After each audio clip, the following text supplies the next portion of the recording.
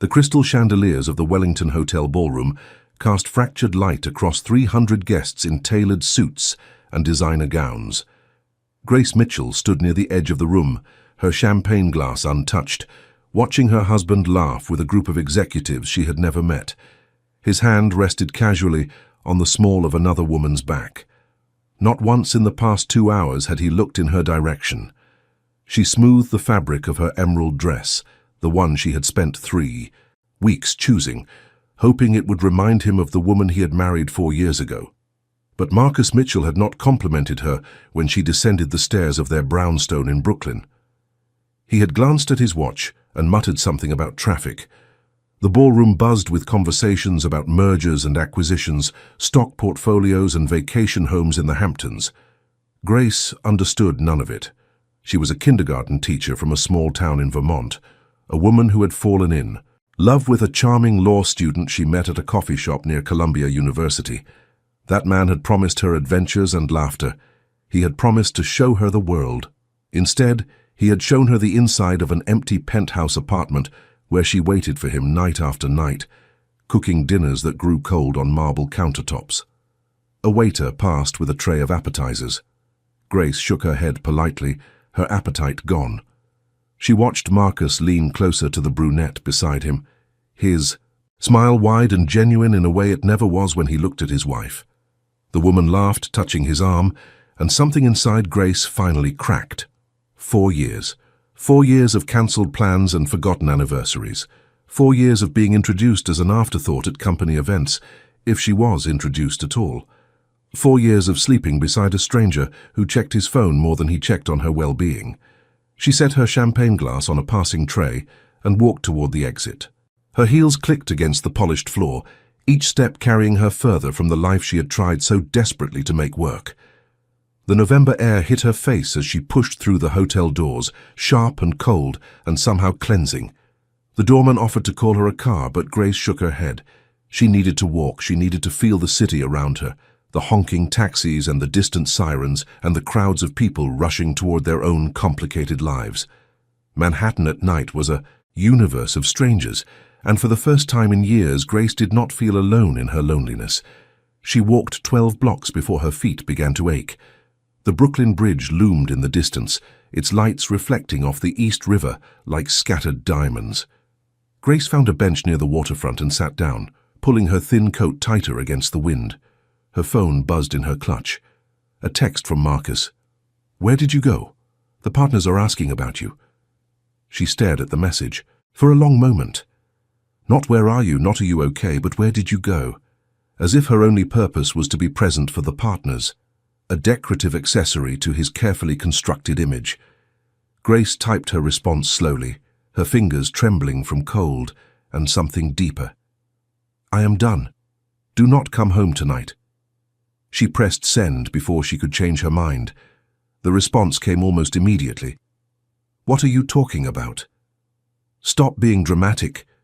But Grace was already walking again, her phone silenced and buried in her bag. She did not know where she was going. She only knew she could not go back to that apartment, to that bed, to that life of invisible loneliness.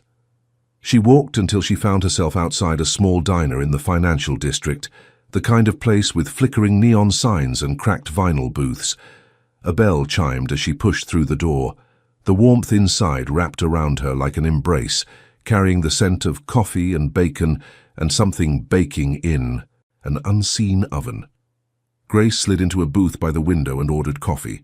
The waitress, a woman in her 60s with kind eyes and a name tag that read Dolores, studied her for a moment before disappearing behind the counter. The coffee arrived in a chipped mug, strong and black.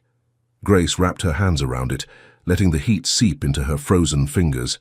Through the window, she watched the city continue its endless motion, indifferent to the small drama of one woman's breaking heart. She did not know how long she sat there. Long enough for the coffee to go cold. Long enough for the diner to empty and fill again with a new wave of late-night customers. Long enough for the reality of what she had done to settle into her bones. She had left her husband. After 4 years of trying to be enough, she had finally accepted that she never would be. The realization was both devastating and liberating. A weight lifted, and a void created in the same terrible moment. Her phone buzzed again. This time it was not Marcus. The caller ID showed a name she had not expected. Richard Mitchell, her father-in-law. Grace hesitated before answering. In 4 years of marriage, she had met Richard Mitchell exactly 3 times. He was a tall man with silver hair and eyes the color of winter storms, always impeccably dressed, always watching from the periphery of family gatherings with an intensity that made her uncomfortable. Marcus rarely spoke of his father, and when he did, his voice carried a strange mixture of reverence and fear. She pressed the green button. "Hello? Grace?" Richard's voice was deep and measured, each word carefully chosen. "I understand there has been some difficulty this evening." She almost laughed. Difficulty. That was one way to describe the implosion of her marriage. "I am afraid I do not wish to discuss it," she said, with all due respect. A pause stretched across the line. Then, "I am not calling about my son, Grace. I am calling about you." She frowned, confusion cutting through her emotional exhaustion. "About me? Where are you right now?" The question should have felt intrusive, but something in his tone made it sound like concern. Real concern, the kind she had not heard from anyone in the Mitchell family since the day she married into it. "A diner," she said, "near Wall Street. I am not sure of the exact address." "Stay there," Richard said. "I am sending someone to bring you somewhere safe for the night.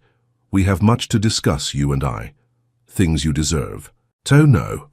The line went dead before she could respond. Grace stared at her phone, trying to make sense of the conversation. What could Richard Mitchell possibly want to discuss with her? What things did she deserve to know? And why had he sounded almost urgent, as if her safety was a genuine concern? She thought about leaving, about finding her own way to a hotel, or calling one of the few friends she had made in the city.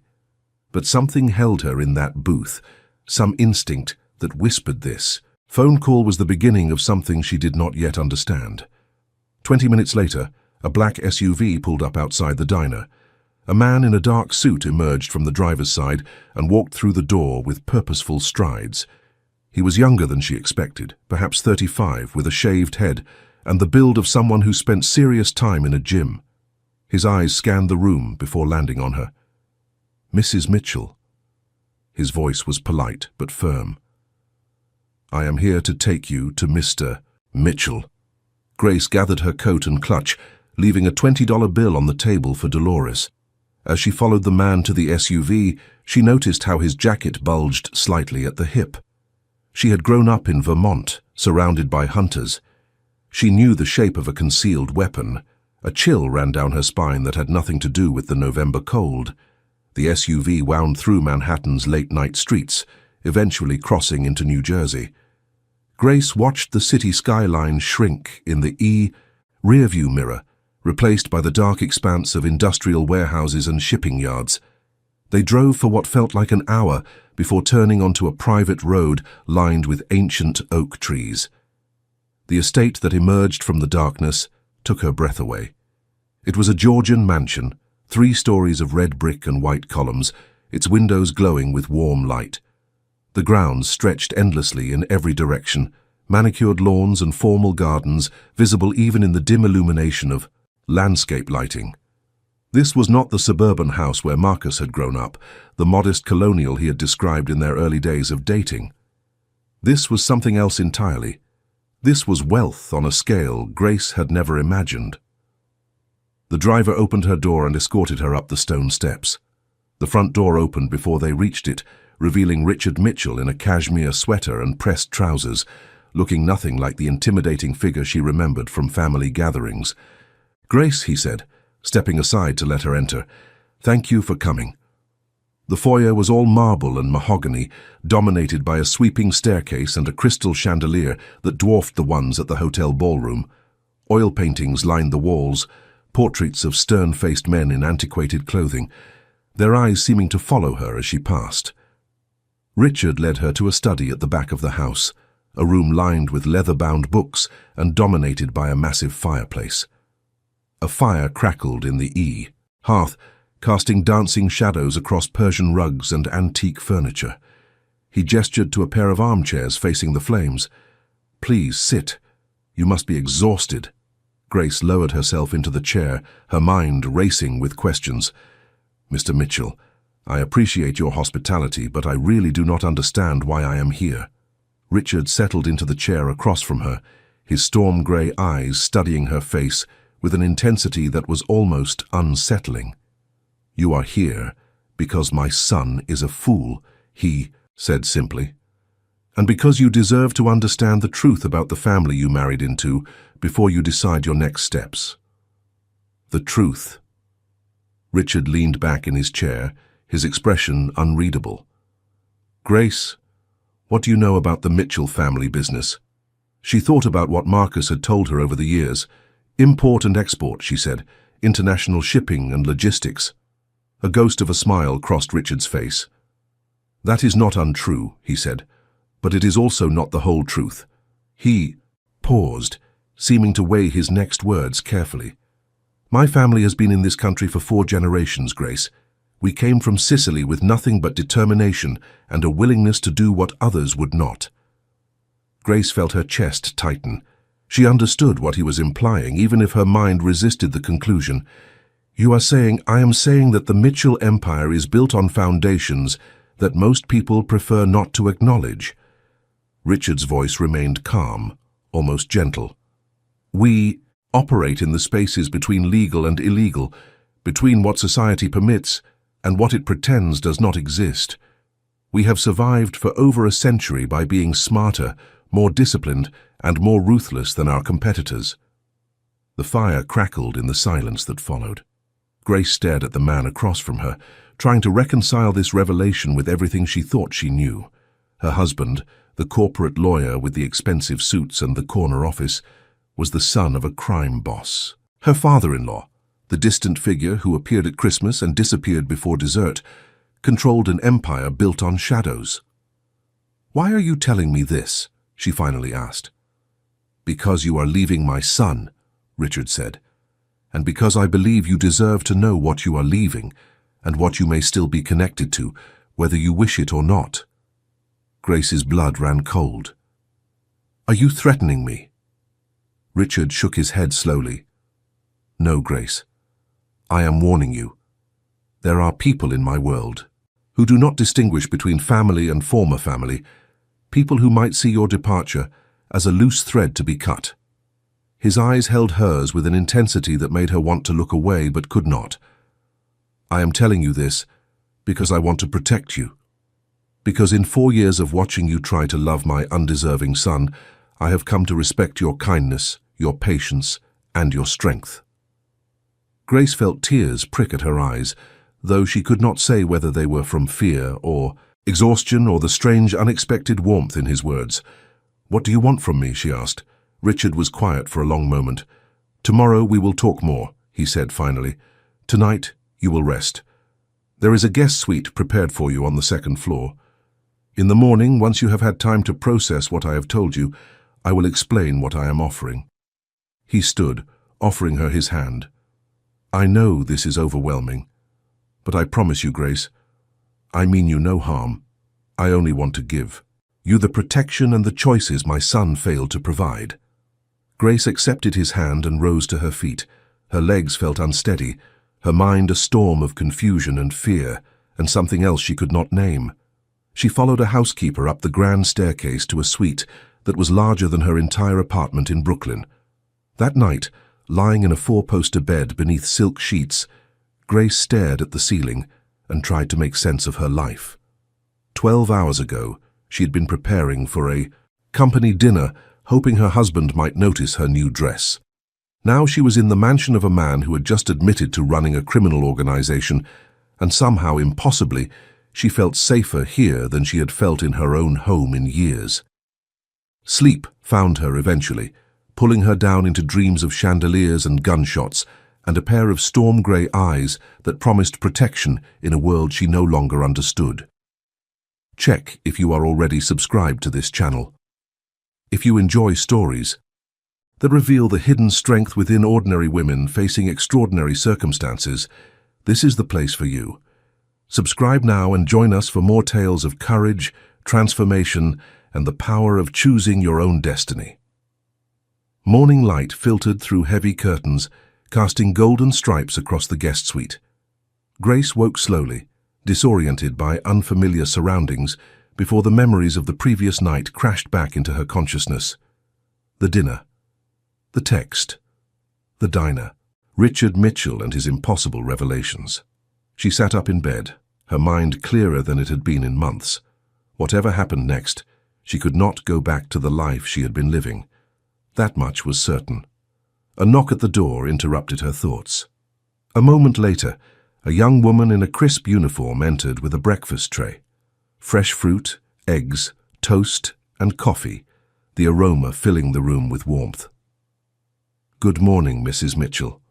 Mr. Mitchell would like to see you in the garden. Room whenever you are ready. There is no rush." Grace showered and dressed in the clothes that had been laid out for her, simple but elegant pieces that fit perfectly. She wondered how Richard had known her size, then decided she probably did not want the answer.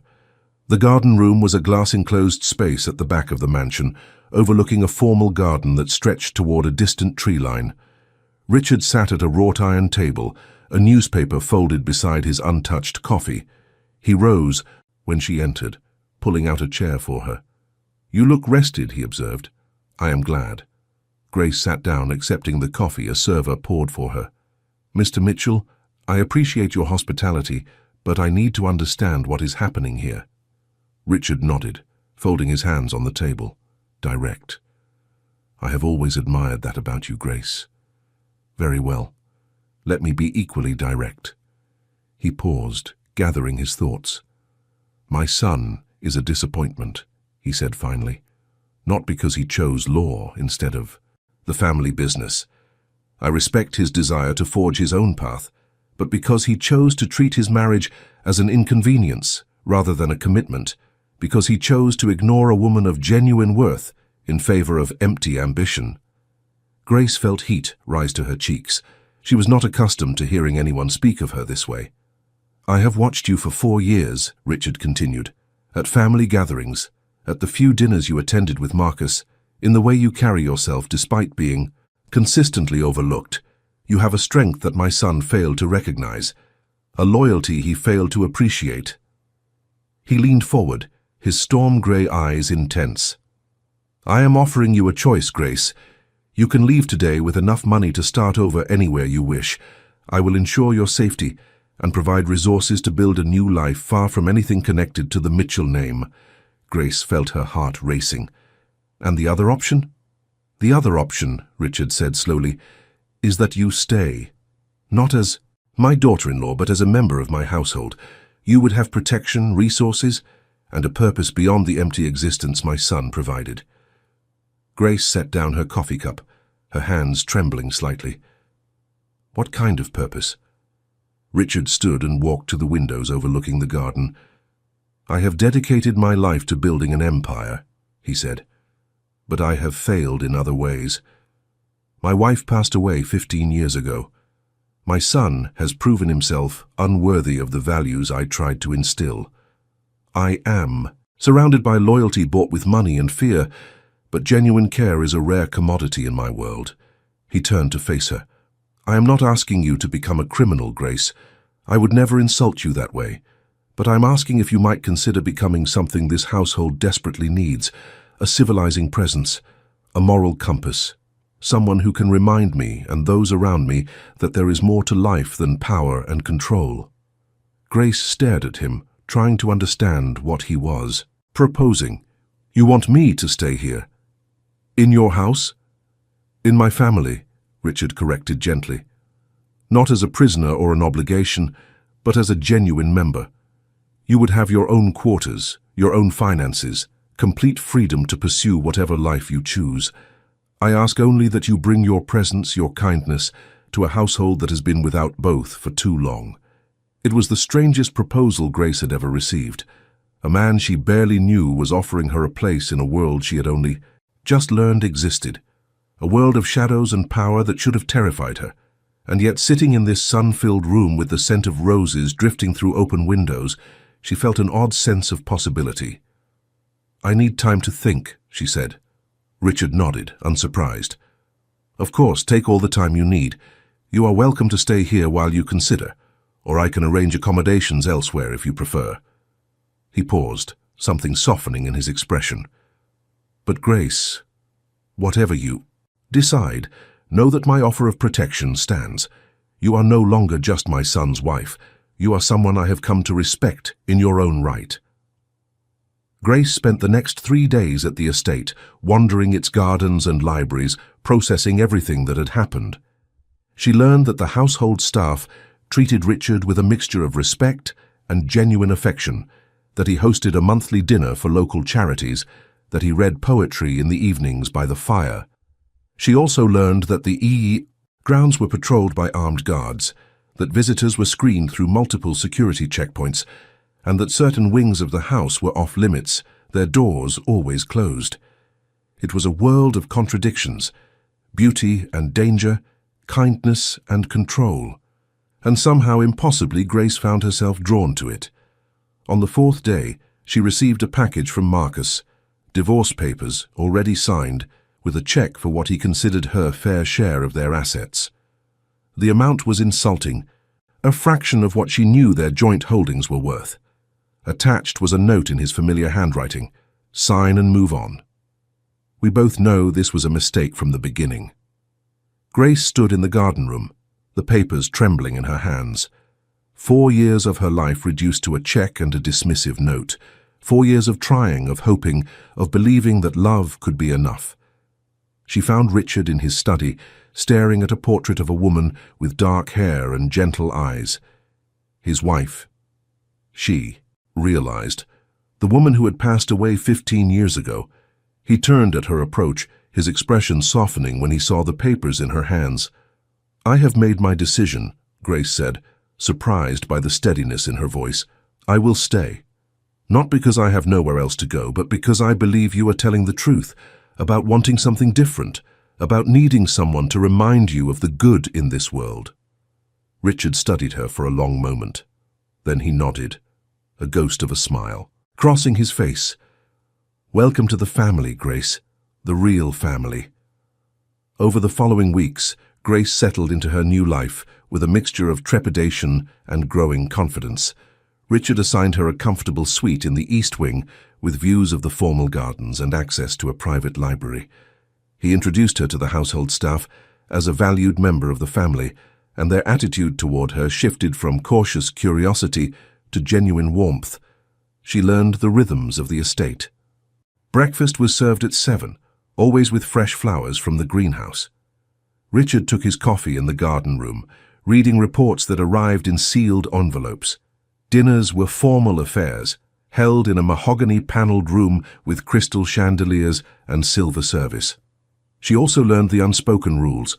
Never ask about the men who came and went at odd hours, never enter the West Wing without invitation, never mention the name of a certain federal agency that seemed to cast a shadow over every conversation. But within those boundaries, Grace found an unexpected freedom. Richard encouraged her to explore the grounds, to visit the nearby town, to continue the teaching work she loved through volunteer programs he arranged. He spoke to her with respect, listened to her opinions, and slowly began to share pieces of his own story. He told her about his childhood in Sicily, the poverty that had driven his grandfather to seek a new life in America. He told her about his father, a man who had built an empire through equal parts brilliance and brutality. He told her about his wife, Maria, the only woman who had ever seen past his position to the person beneath. Grace listened, and gradually she began to understand. Richard Mitchell was not the villain of a crime drama. He was a man caught between legacies, trying to balance the demands of a world he had inherited with the person he wished he could be. One evening, as they sat by the fire in his study, Richard surprised her with a question. "If you could change one thing about your life, Grace, what would it be?" She considered the question carefully. "I would have trusted myself sooner," she said finally. "I spent 4 years trying to be what Marcus wanted, never asking what I wanted. I would have listened to my own instincts instead of silencing them." Richard nodded slowly. "That is wisdom, hard-earned," he said. "Most people never reach it." He was quiet for a moment, staring into the flames. "I would have protected my wife better," he said finally. "I would have seen the signs of her illness earlier. I would have spent less time building an empire and more time being present for the family I already had." Grace felt her heart ache for the pain in his voice. It was the most vulnerable she had ever seen him, this powerful man who controlled an empire of shadows, grieving a loss that time had not diminished. She reached out and placed her hand over his. "Some things cannot be changed," she said softly. "But we can. Choose how we move forward." Richard looked at her hand on his, then at her face. His expression shifted, something warm and almost wondering entering his storm-grey eyes. "You are a remarkable woman, Grace. My son was a fool to let you go." From that moment, something changed between them. Not romance, not yet, but a deepening connection that surprised them both. Grace found herself looking forward to their evening conversations, to the moments when Richard's guard dropped, and she glimpsed the man, beneath the position. But even as this fragile bond grew, shadows gathered on the horizon. Grace did not yet know that her presence in Richard's life had drawn attention from enemies who saw her as a weakness to be exploited. She did not know that Marcus, humiliated by her rejection and suspicious of her sudden disappearance, was asking questions that would lead him down dangerous paths.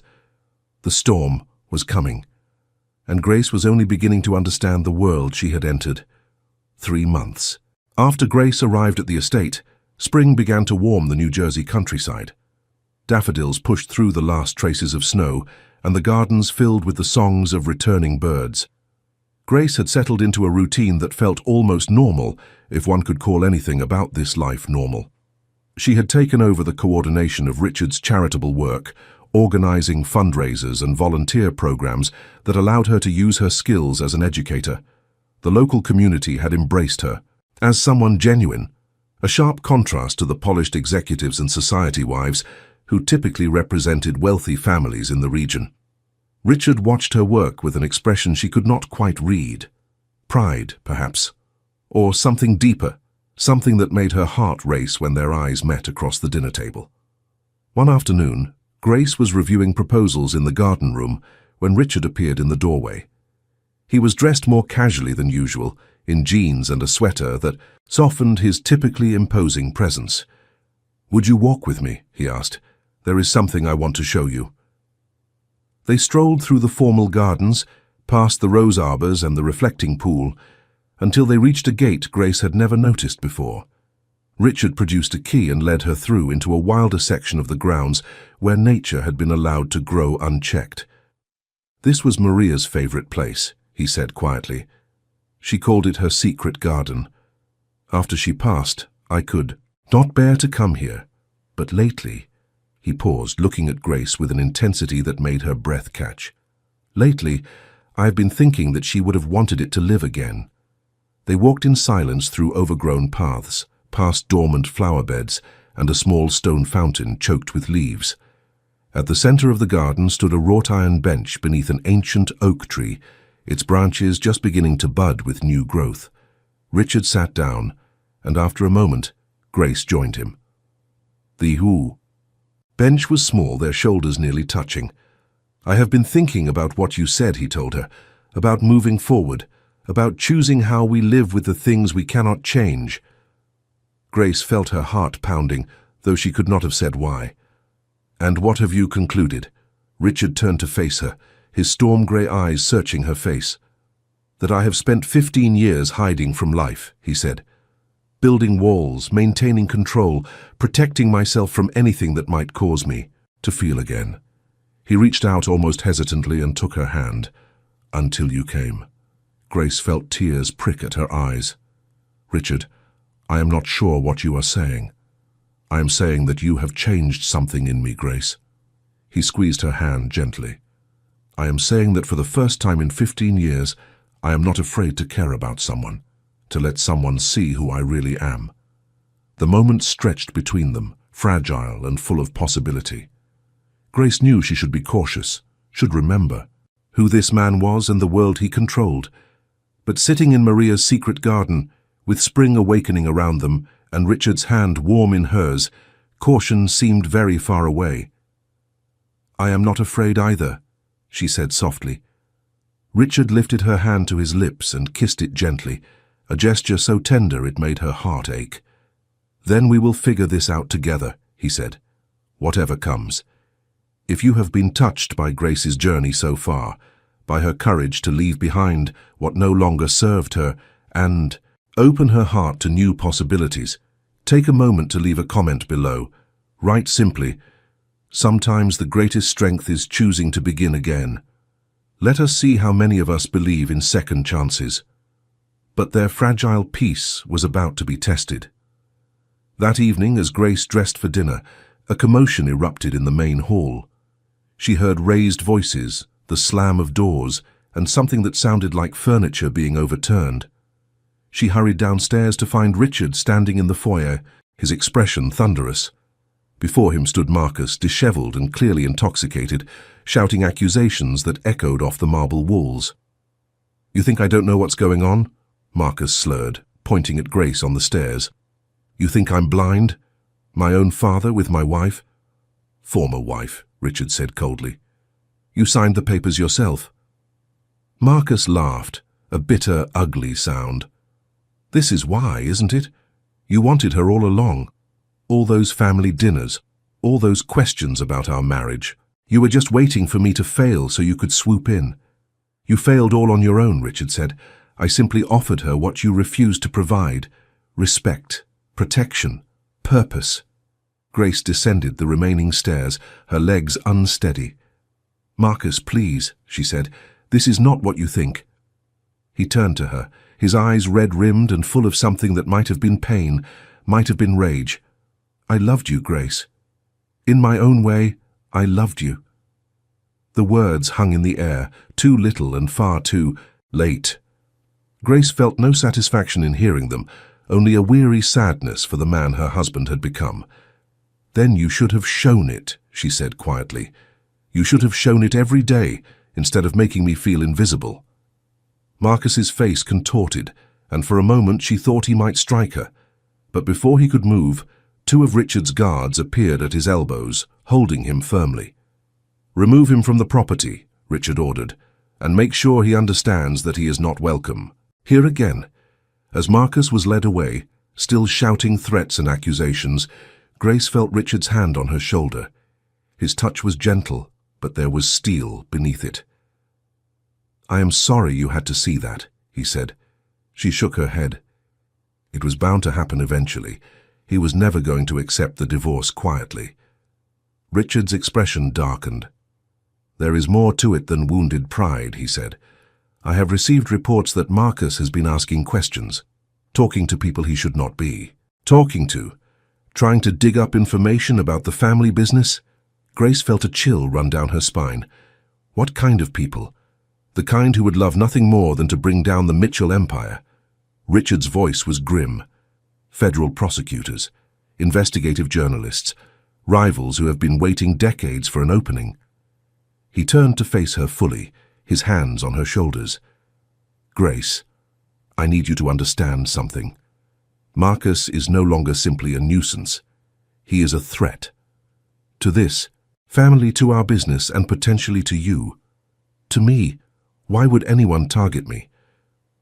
"Because of your connection to me," Richard said, "and because Marcus, in his anger and desperation, may not care who gets hurt as long as he feels he has won." Grace absorbed this information, fear and determination warring within her. "What do we do?" Richard's expression softened slightly. "For now, we stay vigilant. I am increasing security, limiting public appearances, and tracking Marcus's movements." He cupped her, face in his hands, his thumbs brushing her cheekbones. "And I'm going to keep you safe, Grace, whatever it takes." She believed him. In that moment, looking into his storm-gray eyes, she believed him completely.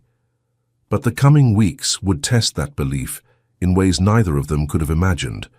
Summer arrived with a heat wave that shimmered over the New Jersey countryside. The estate's gardens bloomed in riotous color, but a tension hung over the household that even the sunshine could not dispel. Grace noticed it in the way guards patrolled with increased frequency, in the hushed conversations that stopped whenever she entered a room, in the worried glances Richard thought she did not see. She had learned enough about Richard's world to understand that something was happening, something beyond Marcus's clumsy attempts at revenge. There were late-night meetings in the study, visitors who arrived with briefcases and left with grim expressions, phone calls that Richard took in, private with his jaw set tight. One evening she found him in Maria's garden, sitting on the wrought-iron bench where they had first acknowledged their feelings for each other. His shoulders were hunched, his head bowed. He looked older than she had ever seen him, the weight of his empire pressing down visibly. "Tell me," she said simply, sitting beside him. Richard was quiet for a long moment. Then he sighed, a sound heavy with exhaustion. "There is a rival organization," he said. "The Corsetti, family. We have coexisted for decades, each respecting the other's territory. But their new leader, Vincent Corsetti, is young and ambitious. He wants to expand into areas we have controlled for generations." Grace felt fear curl in her stomach. "What does that mean?" "It means conflict," Richard said. "Possibly prolonged, possibly violent." He turned to look at her, and she saw the worry in his eyes. "It means that keeping you safe has become significantly more difficult." She reached for his hand.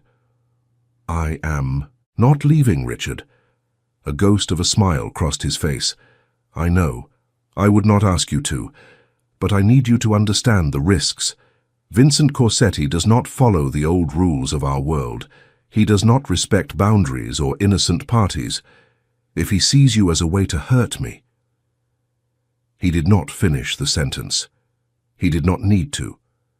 Grace thought about the life she had led before, the years of invisibility in Marcus's world. She thought about the woman she had been, willing to shrink herself to fit someone else's expectations. That woman would have run from this danger, but she was not that woman anymore. "Then we face it together," she said. "Whatever comes." Richard lifted her hand to his lips, pressing a kiss to her knuckles. "Together," he agreed. The first sign of trouble came a week later. Grace was returning from a volunteer session at a local school when she noticed a black car following her vehicle.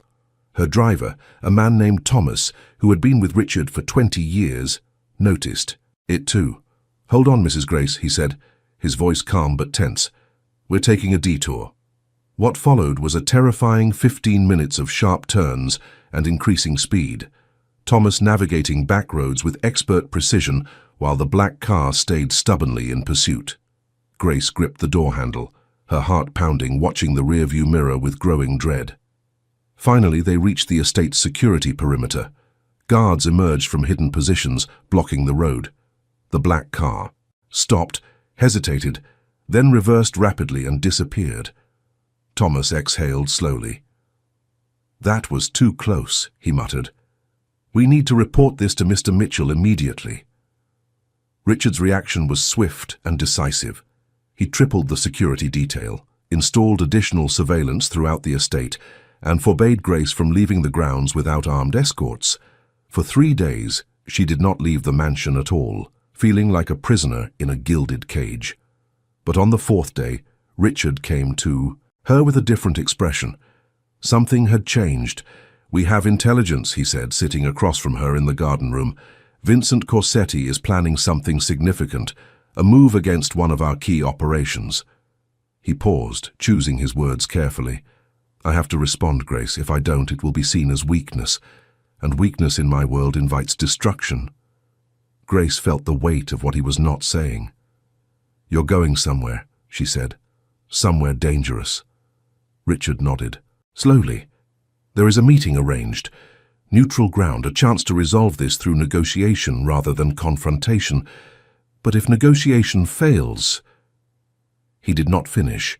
Grace stood and crossed to where he sat, taking his hands in hers. "Then come back to me," she said fiercely. "Whatever happens, you come back." He pulled her close, wrapping his arms around her, in an embrace that felt like both promise and farewell. "I will," he said against her hair. "I swear it."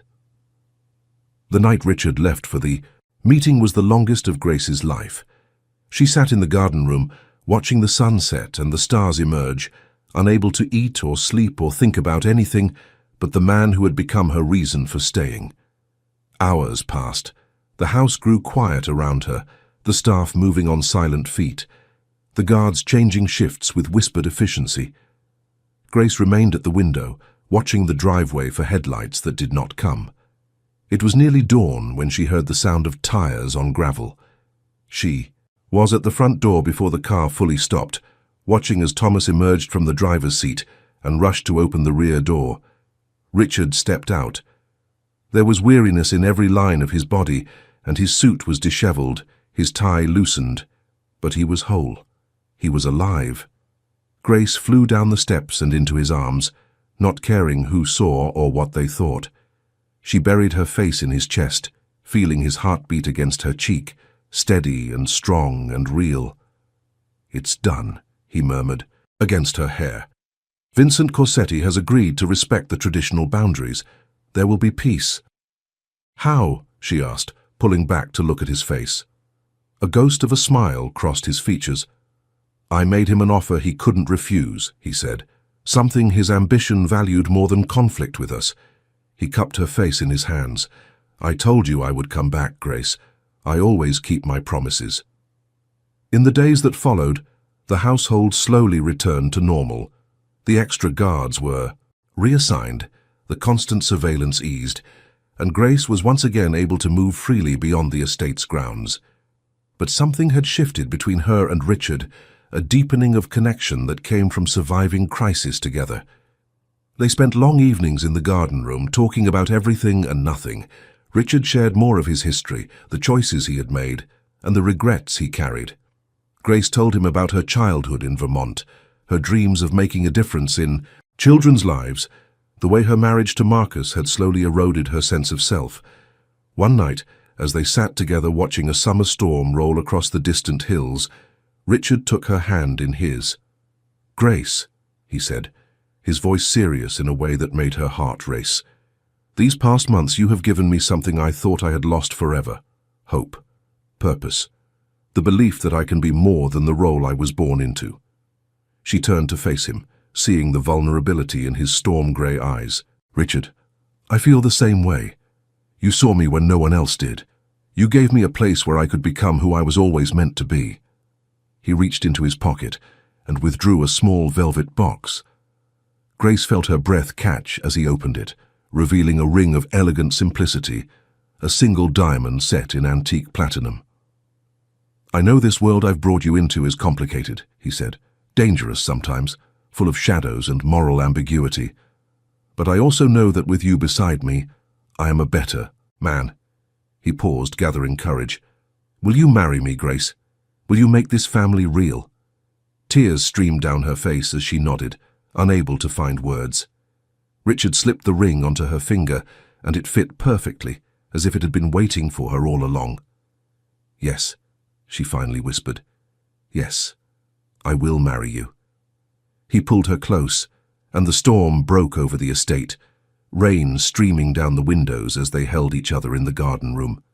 For Grace, it felt like a new beginning, a cleansing of everything that had come before. But even as they celebrated their engagement, another storm was gathering. Marcus Mitchell had not given up his quest for revenge, and he had finally found allies willing to help him achieve it. Autumn painted the New Jersey countryside in shades of amber and gold. Grace and Richard had set a wedding date for late November, and the household buzzed with preparations. The ceremony would be small, intimate, held in Maria's garden with only family and close associates in attendance. Grace wanted nothing like her first wedding, no grand spectacle, no hundreds of strangers, just the people who mattered, gathered to witness a love that had grown from the most unlikely circumstances. But 3 weeks before the wedding, everything changed. Grace was in the library reviewing final seating arrangements with the estate's event coordinator when raised voices erupted from the foyer. She hurried out to find Richard confronting a man she recognized as one of his senior advisors, a silver-haired gentleman named Salvatore, who had been with the family for decades. "How long?" Richard demanded, his voice shaking with barely controlled fury. Salvatore's face was ashen. Years, he admitted. Almost since the beginning of the investigation, they offered protection for my family. I had no choice. There is always a choice, Richard said coldly, and you chose betrayal. Grace felt the blood drain from her face as she understood what was happening. Salvatore had been an informant, feeding information to whoever was investigating the Mitchell organization. The rival families, the federal agencies, perhaps even Marcus himself. Richard turned to his guards. "Escort Mr. Salvatore to the East Wing," he ordered. "We have much to discuss about the nature of his cooperation." As Salvatore was led away, Richard's eyes found Grace across the foyer. His expression shifted from rage to something softer, more protective. "Come with me," he said, extending his hand. "There are things you need to know." In his study, with the doors closed and guards posted outside, Richard explained the situation. Salvatore's betrayal had exposed critical vulnerabilities in the organization. Information had been passed to federal prosecutors, information that could potentially lead to criminal charges against Richard and several of his key associates.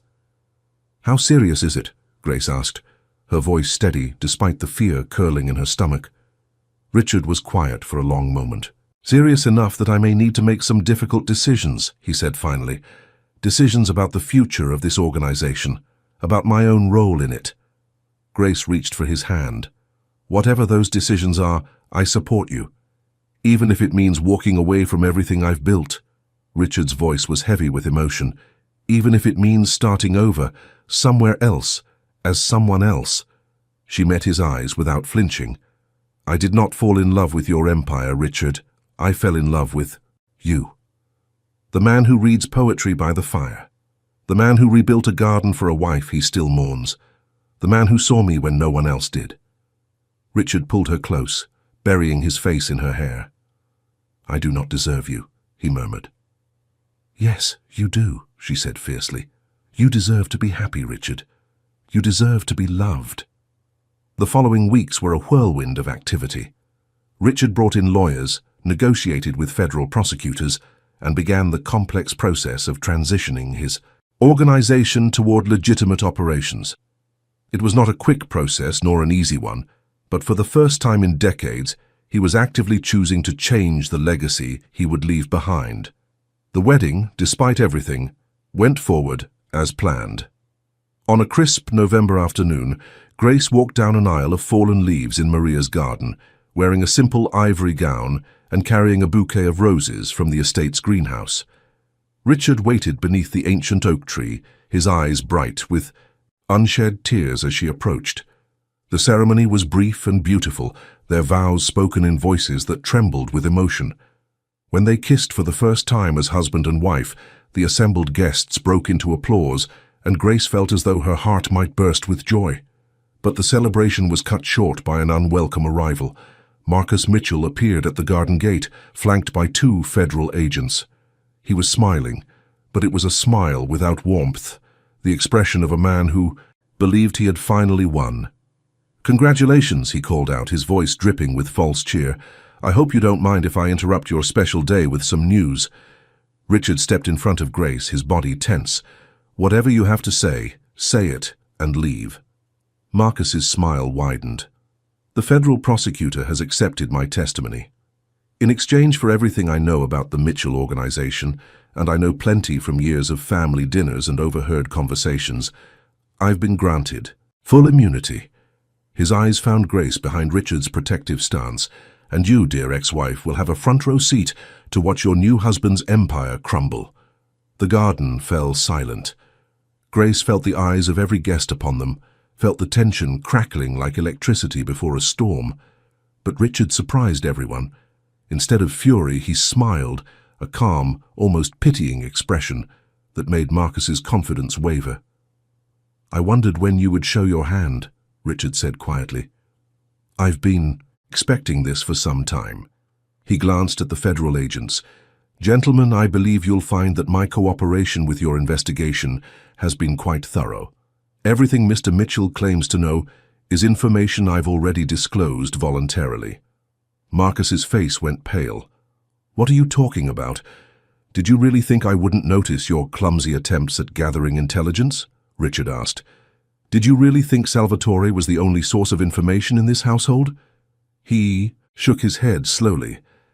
I've been 3 steps ahead of you for months, Marcus. Every conversation you had with prosecutors, every piece of information you offered was anticipated and neutralized. One of the agents stepped forward, his expression uncomfortable. Mr. Richard Mitchell has been a cooperative witness in our investigation, he confirmed. His testimony has been instrumental in our efforts to prosecute the Corsetti organization and several corrupt officials. He paused. Your information? Mr. Marcus Mitchell was largely redundant. Marcus's face contorted with rage. This isn't over, he snarled. You think you've won, but I will find a way to destroy you. Both of you. No, Richard said, his voice carrying a finality that made Grace's heart swell with pride. This is exactly over. You have nothing left to threaten us with, Marcus. No leverage, no information, no purpose. He gestured to the guards. Please escort my former son-in-law from the property, and this time, make sure he understands that any further contact will be treated as harassment. As Marcus was led away, still shouting threats that grew fainter with distance, Richard turned back to Grace. His expression softened as he saw her standing there, her wedding bouquet crushed, forgotten in her grip. I'm sorry, he said quietly. This was supposed to be our day. But Grace was smiling through her tears. It still is, she said. It's the day we officially became a family. And nothing, not Marcus, not federal, investigations, not any of it, can take that away. Richard pulled her close, and around them the guests slowly began to applaud again. The music resumed, the champagne was poured, and the reception continued as though nothing had happened. Because in the end, nothing important had changed. They were still husband and wife. They were still building a life together, and they were still choosing each other every day against all odds. That night, as they danced alone in the garden room while the last guests departed, Grace rested her head on Richard's shoulder and felt something she had not felt in years. Peace. Complete, unshakable peace. I love you, she murmured against his chest. He pressed a kiss to the top of her head. I love you too, Grace. More than I ever thought I could love anyone again. The moon rose over the estate, bathing Maria's garden in silver light, and somewhere in the distance, an owl called into the darkness. Grace closed her eyes and let the music carry her, safe, in the arms of the man who had shown her what it meant to be truly seen. 5 years had passed since that November wedding in Maria's garden. The estate that had once felt like a gilded cage now felt like home, its marble halls warmed by laughter and the patter of small feet. Grace stood at the window of the garden room, watching her daughter chase butterflies through the rose arbor. Isabella was 4 years old now, with her mother's kind eyes and her father's storm-grey determination. She had been born on a spring morning, just as the first daffodils pushed through the last traces of snow, and from her first cry, she had changed everything. Richard appeared at Grace's side, 2 cups of coffee in his hands. He handed one to her and followed her gaze to their daughter. She looks so much like you, he said softly. Grace smiled. She has your stubbornness. I prefer to call it persistence. Richard's eyes crinkled with amusement. It's a family trait. They stood in comfortable silence, watching Isabella discover a ladybug on a rose petal. The child's shriek of delight carried across the garden, pure and unself-conscious in a way that never failed to move Grace. So much had changed in 5 years. Richard had completed the transition of his organization to legitimate business operations, a process that had taken years of careful navigation but had ultimately succeeded beyond anyone's expectations. The Mitchell name now appeared on hospitals and community centers rather than court, dockets and newspaper scandals. Marcus had eventually found his own peace, remarrying and relocating to California. They exchanged civil holiday greetings now, the sharp edges of their history worn smooth by time and distance. Grace bore him no ill will. He had been part of the journey that led her here, to this window, to this man, to this life she could never have imagined. Your mother would have loved her, Grace said quietly, her eyes still on Isabella. Richard's arm came around her waist, pulling her close. Yes, he agreed, she would have. He was quiet for a moment, then added, "She would have loved you too, Grace, for bringing light back into this house, for teaching me how to feel again." Grace turned to face him, this man who had started as her father-in-law and become her whole world. The years had softened some of his edges, added silver to his temples and laugh lines around his eyes. But the core of him remained, that storm-grey intensity that still made her breath catch when he looked at her. "I never thanked you," she said, "for that phone call. The night I left Marcus, if you hadn't reached out, then we would both have missed something extraordinary," Richard finished. He cupped her face in his hands, his thumbs brushing her cheekbones in the gesture she had come to love. "I thank the heavens every day that you were brave enough to stay." Isabella came running through the garden room doors, her small hands full of dandelions. "Mommy, Daddy, look what I found." Grace knelt to admire her daughter's treasures, exclaiming over each wilting flower as though it were the most precious gift in the world. Because in a way, it was. Every moment of this life was precious, every ordinary day a miracle she had never expected to receive. Later that evening, after Isabella was tucked into bed and the house had settled into peaceful quiet, Grace found Richard in his study. He was reading by the fire, a book of poetry open in his lap. The same book she knew, that Maria had given him decades ago. She sat beside him, curling into the warmth of his side. Richard set aside his book and wrapped an arm around her. "Happy?" he asked. Grace considered the question carefully, as she always did. She thought about the woman she had been 5 years ago, standing outside a Manhattan hotel in November cold, her marriage in ruins and her future uncertain. That woman had been broken, invisible, convinced she had nothing left to offer the world. But that woman had also been brave, enough to answer a phone call from a stranger, brave enough to stay when running would have been easier, brave enough to love again when love had hurt her so deeply before. "Yes," she said finally. "Happier than I ever knew I could be." Richard pressed a kiss to her temple. "Then I have done something right with my life." They sat together in comfortable silence, the fire crackling softly, the old house settling around them with familiar creaks and sighs. Through the window, the November moon rose, over the gardens, illuminating the paths where Isabella would run tomorrow, and the bench in Maria's garden where Grace and Richard had first acknowledged their love. "Do you ever regret it?" Grace asked quietly. "Any of it?" Richard was thoughtful for a long moment. "I regret the years I spent hiding from life," he said finally. "The years after Maria when I thought I had no heart left to give." He turned to look at her, his storm-grey eyes soft with emotion. "But everything that came before led me to you, Grace. Every choice, every loss, every moment of darkness. And I would not change the path if it meant losing the destination." Grace felt tears prick at her eyes, but they were tears of joy, of gratitude, of profound and overwhelming love. She pressed closer to him, feeling his heartbeat against her cheek, steady and strong and endlessly reassuring. "Thank you," she whispered. "For what? For seeing me, for choosing me, for building this life with me." Richard tilted her chin up and kissed her, softly, a kiss that held 5 years of shared history and a lifetime of promises still to keep. "Thank you for saving me, Grace," he murmured against her lips. "I was lost in my own empire, surrounded by power and control, but desperately alone. You showed me what it meant to truly live again." The fire crackled, the moon rose higher. And in a study lined with leather-bound books and filled with memories of love lost and love found, 2 people who had found each other against all odds held on to what they had built together. Grace thought about the title of her story, if her life were a story told on a video meant to inspire others. Ignored at her husband's company dinner, Grace ends the marriage, unaware her father-in-law runs the Mafia. It was true, every word of it, but it was also only the beginning. Because the real story, the one that mattered, was about what came after. The courage to stay when running would be easier.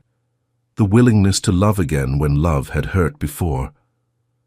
The Discovery that home is not a place but a person, and that family is not defined by blood but by choice. Grace had chosen, and in choosing she had found everything she never knew she was looking for. If you have watched this far, it is because you liked this story. Leave a comment saying, "I have watched this far." This way I can get to know you and see who really enjoys the stories here on the channel. Also, if this story touched your heart, please give it a like and share it with someone who needs to hear this message today. And if you have not already, subscribe to this channel to join our community of dreamers who believe in second chances and the transformative power of love. Thank you for being here. Thank you for listening. Until the next story, the end.